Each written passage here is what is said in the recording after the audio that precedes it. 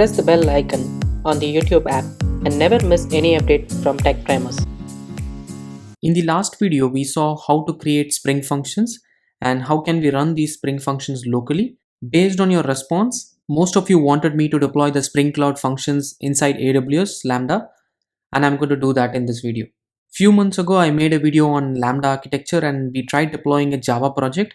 It was a plain vanilla Java project which was using AWS SDK, which helped us in deploying that particular Java artifact inside AWS Lambda, and we created an API gateway in order to trigger that particular Lambda. We are going to do the same. The only difference is we are going to deploy our Spring Cloud function which we created in the previous video. We are going to modify that a little bit and then we are going to deploy that.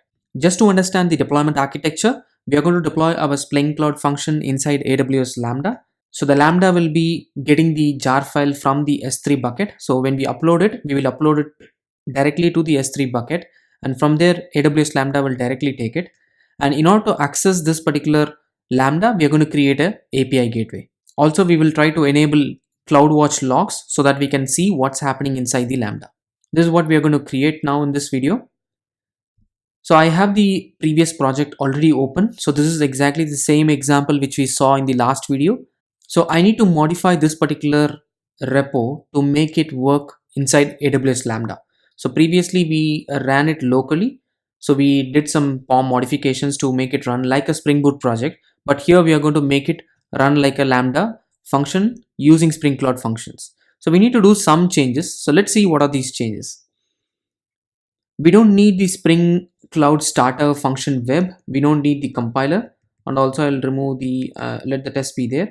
I'll remove these. Instead, I will add the dependencies for the AWS Lambda events and also the AWS Lambda core. We also need dependency for our adapter. So we are going to use Spring Cloud function adapter AWS. So this is like an adapter which will be helpful to deploy our Spring Cloud function into AWS. So this will get us all the required dependencies. Also, while packaging, we need to package this as a thin lightweight jar, because if it is like a Spring Boot jar, then it will be very flat. So we are going to use some thin layout dependency which will help us in trimming the jar still further. Let's see what is the size once we upload after the project is built, but we are going to use that as well. So I am adding two changes. One is adding dependencies for the Lambda to function, and also we are adding an adapter for the AWS deployment, since we are going to deploy this into AWS Lambda. If you're deploying it into Azure, you can use the Azure adapter. And also we are going to add the thin layout plugin for Spring Boot, which will trim down our jar version so that we can deploy a lightweight jar into the AWS environment. So apart from this, let's go to the implementation. So in the last example, we had too many beans. But in our case, we are going to add only one function. So I'm going to remove all these beans, which we don't require. And I'm going to add a component for this particular hello class so that we can inject it during the startup. Since we are going to add this particular Spring Cloud function into AWS Lambda, we need to add the Lambda handler. So that will be the root class, which will be hit from the Lambda function. So I'm going to call this as AWS Lambda handler. And Spring already has a class called Spring Boot Request Handler. We can leverage Spring Boot Request Handler to define the input and the output, and we can use this particular Spring Cloud function as the handler. Generally, if you had seen the AWS Lambda code which we wrote, we will override the handler request and then we will do something there. Here we are not going to do that. We are going to leverage this particular function, and this will automatically be injected into the handler part once we extend the Spring Boot Request Handler. If you see the definition of the Spring Boot Request Handler, it expects you to provide an input and then there is a object, right, which is the output. So E is the input and O is the output. We are going to leverage the API gateway. So there is a separate object which we can leverage by default. So it's called the API gateway proxy request event. So this will be the input and the output will be API gateway again response event. So the input is the request event and the output is the response event, because that is the trigger point for the Lambda to get triggered. And this is a class which is given by AWS. If you see this com AWS services runtime, this is coming from the AWS directly. So we are going to leverage the request object and the response object given by AWS. So if you go inside the request event, you can see different objects like body, headers. You can set all these in the response and the request and then send it to the Lambda. So here we need to do some slight modifications because this is expecting a string and then responding with a string. But here we have to do this way. So you will have to request the input as the API gateway proxy request event and the output as the response event. So we need to add that. We need to change that bit here. So that's what I'm doing. I'm changing the input and the output. So input is, let's call this input, and the output is API gateway response event. So here, in order to get the message which people are sending, you need to do a get body. So if you have a JSON message which is coming from the body, you will have to like use Jackson or JSON to parse that JSON and then convert into a POJO. But we are not going to do that. We are going to get a simple plain string and then just return that string back to the user to say that the function has got triggered. So in order to do that, we need to return the response object. So we'll say response event.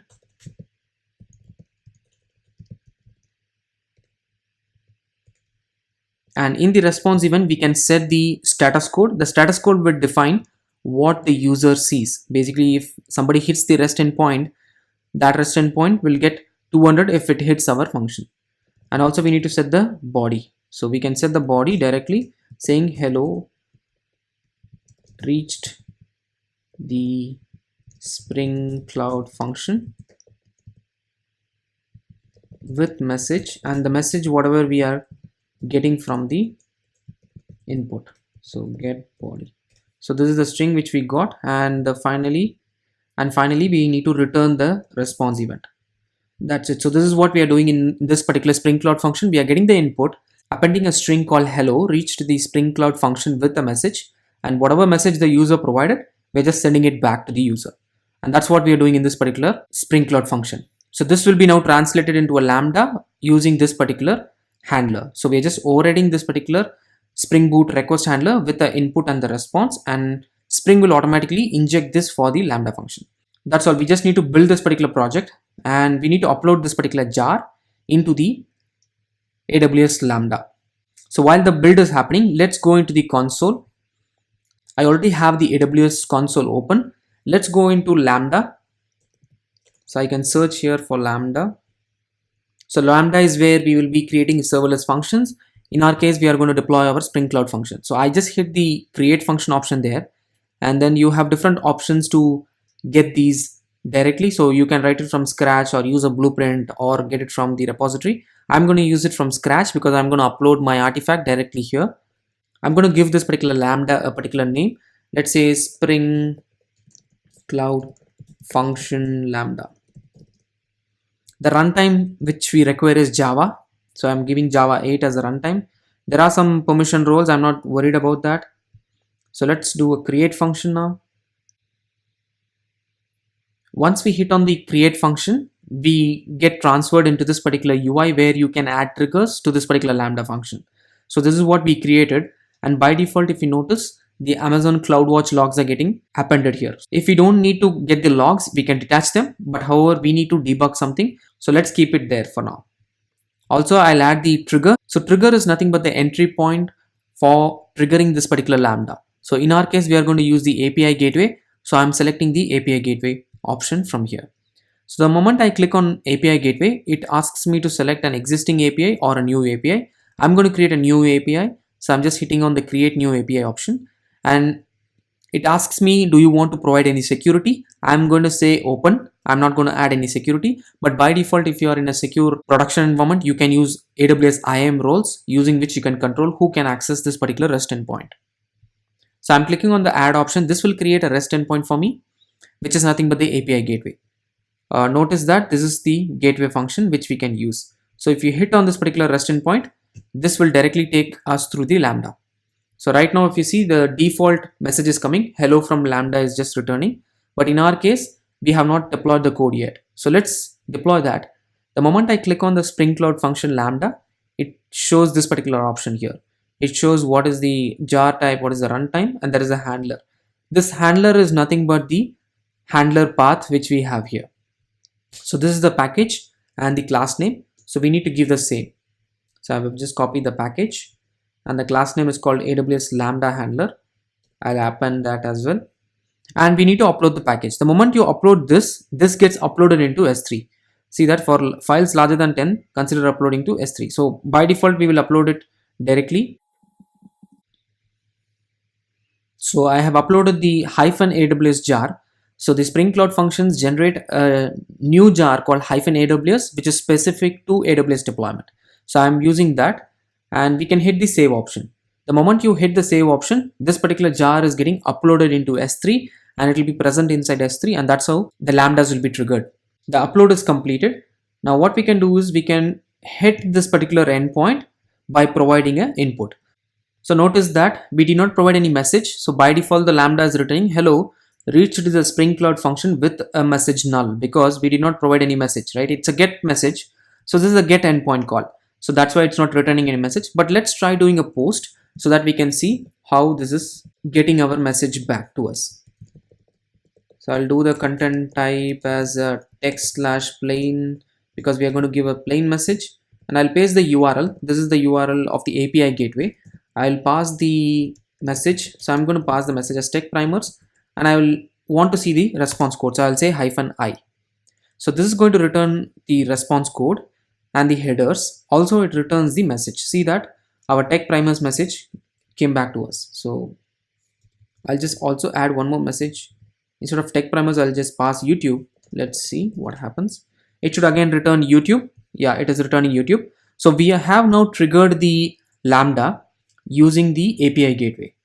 So it's all working fine. Now let's go back to the CloudWatch logs to verify that whether we hit or not. So let me search CloudWatch. So CloudWatch is where our logs are stored. So the Lambda should have our logs. So let's check our Lambda. So we need to go to this option called logs in the left side, and we have our Lambda here. Our Lambda name is Spring Cloud function Lambda, and there are two different logs, right? Because first time when we hit without a message, and that's the first one, and the second one is with the message. So if you go to the second one, we should be able to see the logs again. See that the Spring Boot logs are coming up here. We can see that different REST endpoint calls have been made. But right now we did not add any log statement so that we can verify, but we can just see that the Spring Cloud logs are coming in here. So this is how you can use Spring Cloud function to deploy the Spring Cloud function inside AWS Lambda and use API gateway to trigger that particular Lambda. I'll just summarize what we did. So we added some dependencies, which were the adapter dependencies for the Spring Cloud function for AWS. We also added the AWS SDK dependencies for the Lambda to function. Also, we created a plugin for creating a thin jar so that we can deploy into AWS Lambda. We also created a AWS Lambda handler, which can be triggered from AWS Lambda to the Spring Cloud function. We created an input and an output event, and we modified our hello Spring Cloud function to get that input and append that into an output with some response code. Finally, we generated a jar out of it, and we deployed that jar into AWS Lambda and appended a API gateway to trigger this particular Lambda and used CloudWatch to get the logs. This is the complete end-to-end architecture we just achieved. We created a Lambda, we uploaded the code to S3, and then that is where the Lambda gets triggered from. We placed the API gateway in front of the Lambda, and we used that to trigger the Lambda, and the logs are stored inside CloudWatch. This is how you can use Spring Cloud functions inside AWS Lambda. As usual, this particular code will be available in GitHub for you to test out. If you have a free AWS account, you can definitely test out. I also have a free tier account, and you can have 1 million hits in the Lambda in the free tier account for a month. So definitely try this out and get a feel of how you can trigger Spring Cloud functions inside Lambda from my API gateway. I hope you found this particular video useful. As always, if you like the video, go ahead and like it. If you haven't subscribed to the channel, go ahead and subscribe to it. Meet you again in the next video. Thank you very much.